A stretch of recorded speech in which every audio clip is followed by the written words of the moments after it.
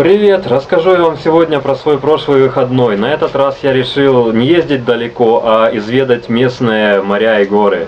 Турки говорят, что здешнее море самое красивое в Турции, и этому сложно возразить. Сначала я поехал в Алюденис.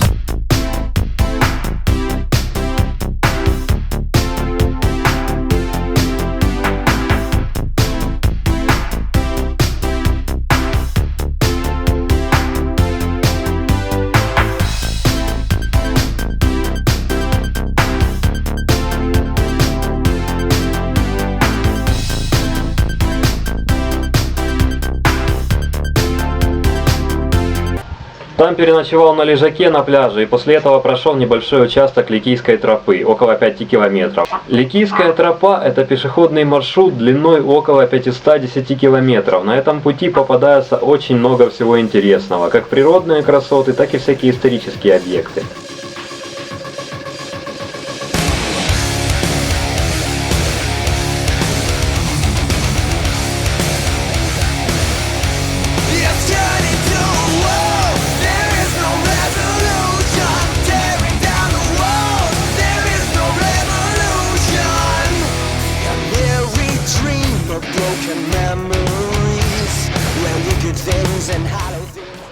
Когда-нибудь, возможно, я пройду ее полностью, но это будет уже совсем другая история. Сейчас, в разгар лета, по такой жаре, я ее проходить не особо хочу. Кто-то сказал, что середина сентября это не разгар лета. Сюда приедь, на юг Турции, и расскажи мне это здесь. Днем жара плюс 35 стоит. Так вот, по этой тропе я дошел до города-призрака Каякой, в котором когда-то жили греки, пока их не выселили турки. Встретил там українців із Києва. Було так приємно поговорити українською мовою. Последний раз я встречал украинцев в Охриде, в Македонии. Я об этом не упоминал раньше, но там был какой-то международный фестиваль, и была и украинская делегация в национальных костюмах, вышиванках, с флагом. Может быть, самая малочисленная, человек 20, зато двое из них были из Луганска. Какие-то непонятные плоды, пробовать мне их стрёмно. А вот виноградик не стрёмно.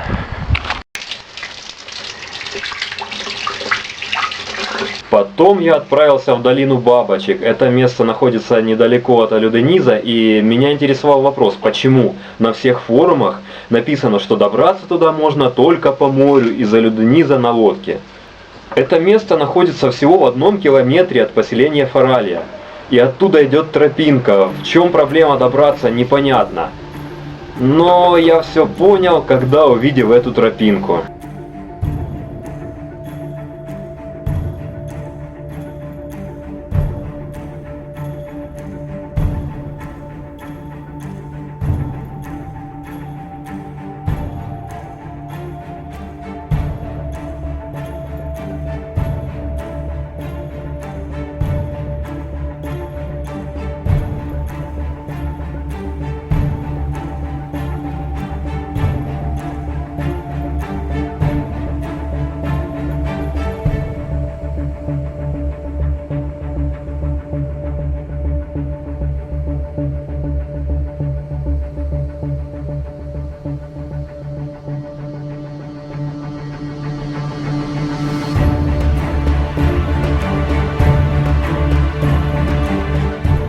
И я по ней спустился, да.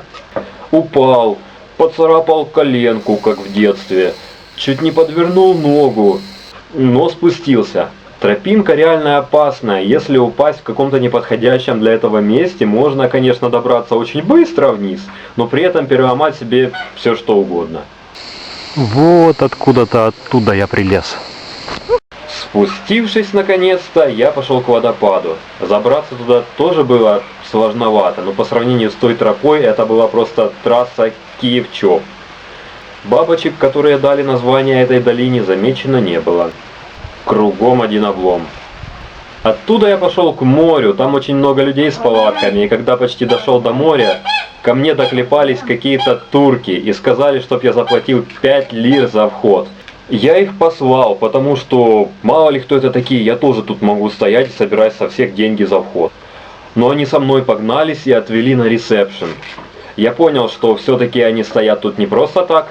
Но платить я, естественно, не собирался и сказал: до свидания, я возвращаюсь в Фаралью, и сделал вид, что ухожу, пошел, они за мной еще следили, смотрели. Вернулся к той замечательной тропе, и вот теперь я вам расскажу, как туда можно добраться бесплатно. От тропинки нужно идти вдоль скалы слева. Это немного там джунгли такие, но тем не менее это бесплатно.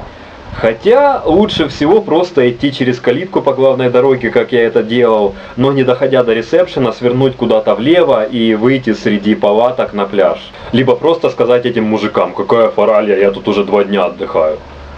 Потому что я был к такому повороту событий просто не готов. Ну, сидят себе мужики, спрашивают: Фаралья? Да, говорю, Фаралья. Думал, они мне выразят свой респект за то, что я спустился по этой тропе и оказался живым. А они мне: 5 лира, мудаки. В общем, завис я на этом пляже чудесной красоты на 2 часа. Загорал, отдыхал, купался, красота.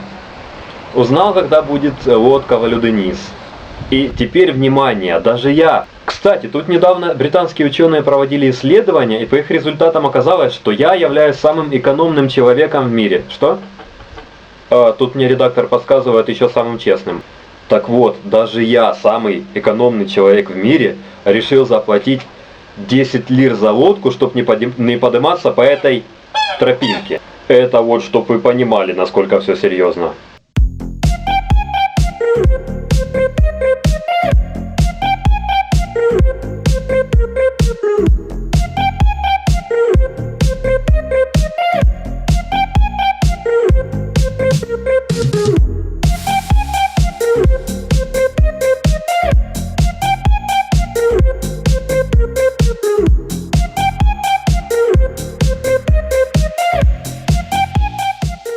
На обратном пути застопил 2 девушек, ну это я так думал, что 2 девушек.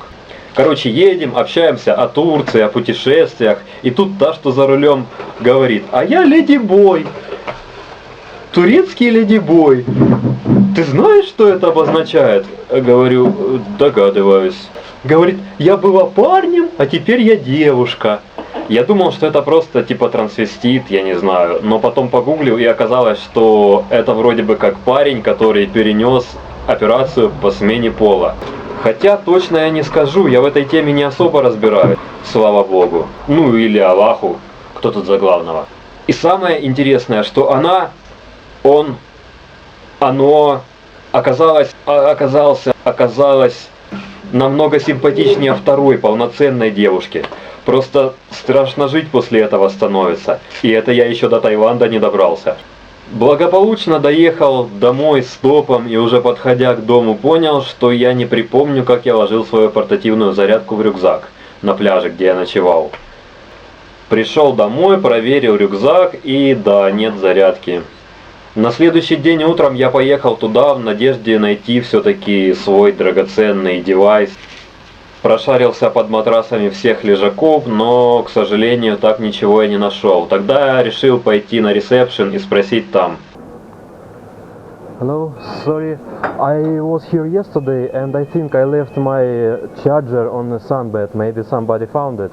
Ask the beach boys, please. Huh? Ask the beach guys. When? Yesterday. Yesterday. Yeah. Let's see. They are not here now. The boys is working on the beach. When they come, we can ask them. Yesterday I left my charger, portable charger. Oh, hey. I did charge. I did charge. Okay. Yeah. Black, isn't it? Yeah, black and white. This one. Yeah, this one. Teşekkür ederim. Yeah. Родненький мой.